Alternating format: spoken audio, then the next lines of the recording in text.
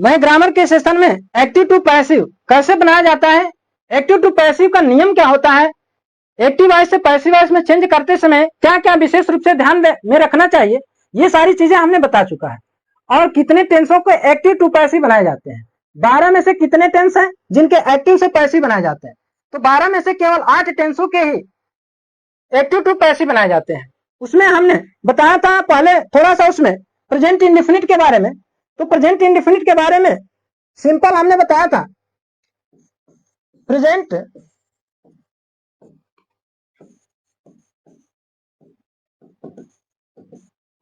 Indefinite tense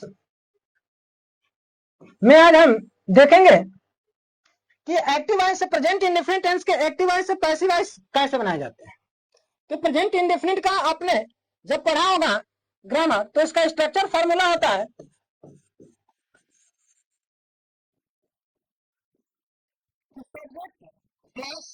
verb की first form plus s या es plus object plus etc, ये structure है। यानी जब प्रेजेंट इंडेफिनिट टेंस के हिंदी वाक्यों का ट्रांसलेट किया जाता है तो उसमें होता है कि सब्जेक्ट प्लस मेन वर्ब की फर्स्ट फॉर्म, और जब सिंगुलर सब्जेक्ट होता है तो यस या यस का प्रयोग करते हैं, वही जब प्लूरल सब्जेक्ट हो जाता है यानी बहुवचन करता हो जाता है तो यस या इसका प्रयोग भी नहीं किया जाता है।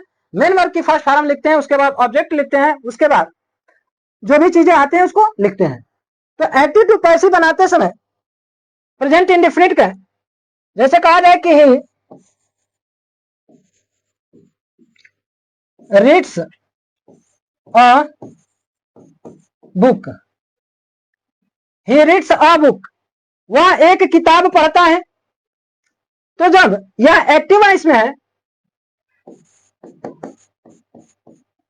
जब पैसिव वॉइस बनाएंगे इसका तो लिखेंगे सब्जेक्ट को ऑब्जेक्ट बनाया जाता है। सबसे पहला काम कि सब्जेक्ट और ऑब्जेक्ट को हम चूज करेंगे, तो सब्जेक्ट है ही और ऑब्जेक्ट है अ बुक, तो अब ही के जगह पे ए बुक को लाएंगे। और जब प्रेजेंट इंडेफिनिट टेंस का एक्टिव टू पैसिव बनाया जाता है तो एक्टिव टू पैसिव बनाते समय हमें सहायक क्रिया प्रेजेंट कंटिन्यूअस की लेते हैं। तो आइए इसी क्रम में हम आगे बढ़ते हैं, बताते हैं अ बुक जब बनाएंगे सेंटेंस को तो होगा कि अ बुक, अब जो भी सहायक क्रिया होगी नए वाले सब्जेक्ट के अकॉर्डिंग हम रखेंगे, नए वाले सब्जेक्ट के अकॉर्डिंग सहायक क्रिया को रखेंगे। तो अ बुक सिंगुलर को इंडिकेट कर रहा है, इसलिए यहां सहायक क्रिया आएगी आपकी इज। मेन वर्ब की अब एक्टिव से पैसिव में जब आ जाते हैं तो मेन वर्ब की ऑलवेज थर्ड फॉर्म का ही प्रयोग किया जाता है, चाहे वह किसी भी टेंस का हो। तो हम लिखेंगे कि अ बुक इज रीड, और मेन वर्ब के जस्ट बाद बाई का प्रयोग करते हैं, बाई। और हमने उस दिन चार्ट लिखा था कि ही का क्या होता है हिम, सी का हर, आई का मी, दे का देम, यू का यू, वी का अस। एक्टिव से जब सब्जेक्टिव केस से ऑब्जेक्टिव केस में जाएंगे तो ही का हो जाएगा हिम, तो बनेगा सेंटेंस है आपका कि ही रीड्स अ बुक, वह एक किताब पढ़ता है। जब पैसिव वॉइस बनाएंगे तो होगा कि अ बुक, यह बन गया आपका नया सब्जेक्ट। इस नए सब्जेक्ट के अकॉर्डिंग हम सहायक क्रिया इसका इस्तेमाल करेंगे, इसलिए कि अ बुक एक किताब की बात कर रहा है, इसलिए सहायक क्रिया एक वचन की होगी। तो उसके बाद मेन वर्ब की थर्ड फॉर्म रखते हैं रीड, और रीड के जस्ट बाद यानी मेन वर्ब जैसे लिखते हैं उसके जस्ट बाद बाई का प्रयोग करते हैं पैसिव वॉइस में। तो बाई का प्रयोग करके उसके बाद ऑब्जेक्ट को रखते हैं, या ऑब्जेक्ट के जस्ट पहले बाई का प्रयोग किया जाता है। तो हो जाएगा कि a book is read by him. दूसरा सेंटेंस लेते हैं एक्टिव वॉइस में कि we teach English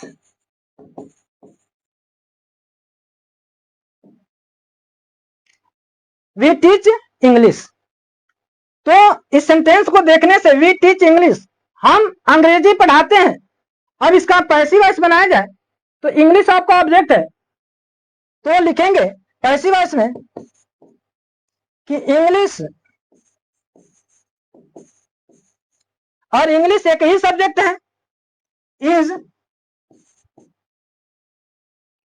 third form यदि देखें तो टाट हो जाएगा।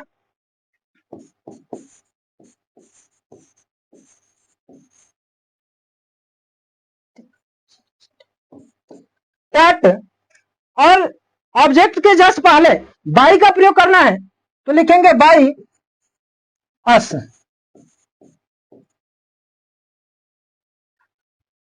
एक और सेंटेंस लेते हैं नेगेटिव में, जैसा कि कहा जाए एक्टिव वॉइस में कि Rohan does not make kite. Rohan does not make a kite, Rohan एक पतंग नहीं बनाता है। जब इसे पैसिव वॉइस में चेंज करेंगे तो होगा कि अकाइट। अकाइट की बात करें तो यह सिंगुलर हो जा रहा है, तो सिंगुलर के लिए इसका ही इस्तेमाल होगा। इज नॉट, मेक का थर्ड फॉर्म लिखेंगे तो हो जाएगा मेड। अब नाउन है तो नाउन को नाउन जो रहेगा वही आएगा, तो रोहन।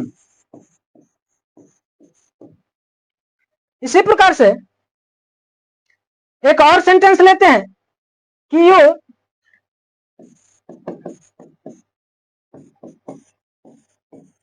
डू नॉट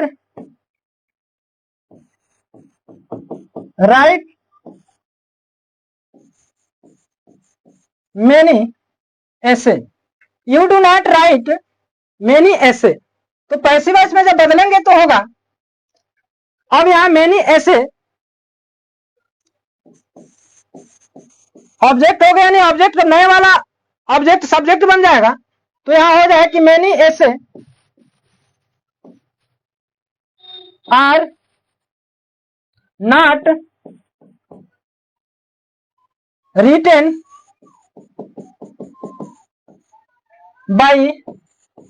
अब यू का ऑब्जेक्टिव केस में भी यू ही होता है, इसलिए बाई यू। इसी प्रकार से जब इंट्रोगेटिव में देखते हैं, एक्टिव से पैसिव बनाना इंट्रोगेटिव का, जैसे कि does she learn a poem. Does she learn a poem, क्या वह एक does she learn a poem, क्या वह एक कविता याद करती है? तो इसे बनाएंगे, जब इंट्रोगेटिव है तो लिखेंगे कि अ पोएम, तो अ पोएम के अकॉर्डिंग इज आ जाएगा पैसिव वॉइस में, तो हो जाएगा कि is a poem. Does she learn a poem, तो लिखेंगे कि is a poem learned by. She का ऑब्जेक्टिव केस में देखें तो हर हो जाता है, तो यहां हो जाएगा हर। क्वेश्चन मार्क है तो क्वेश्चन मार्क लगेगा। इसी प्रकार से कहा जाए कि do they do their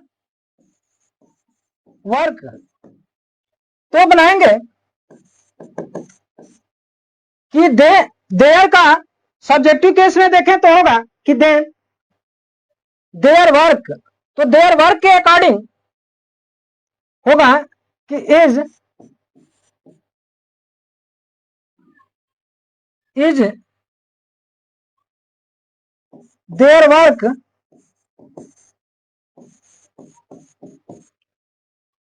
do का थर्ड फॉर्म यदि देखें तो do did done.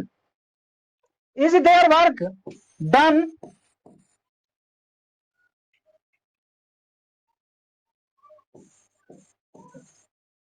Bye them. इस प्रकार से जब प्रेजेंट इंडेफिनिट टेंस के वाक्यों का एक्टिव टू पैसिव बनाया जाता है तो प्रेजेंट कॉन्टिन्यूअस टेंस की सहायक क्रिया उसमें यूज की जाती है पैसिव वॉइस में। तो जब सिंगुलर होगा, अब कहाँ इज का प्रयोग होगा, कहाँ आर का प्रयोग होगा, कहाँ एम का प्रयोग होगा, तो वो तय तभी होगा जब हम पुराने ऑब्जेक्ट को सब्जेक्ट बनाएंगे, उसी के अकॉर्डिंग हम सहायक क्रिया इज एम आर में से किसी एक को यूज करेंगे, यानी नए वाले सब्जेक्ट के अकॉर्डिंग। तो इस प्रकार से प्रेजेंट इंडेफिनिट टेंस का या एक्टिव टू पैसिव आज क्लोज करते हैं आज के सेशन में। यही प्रेजेंट इंडेफिनिट के साथ ही क्लोज करते हैं, फिर मिलेंगे अगले दिन प्रेजेंट कंटिन्यूअस के साथ। प्रेजेंट कंटिन्यूअस का एक्टिव टू पैसिव कैसे बनाया जाता है, उसमें क्या नियम होंगे, उसको अगले सेशन में हम बताएंगे।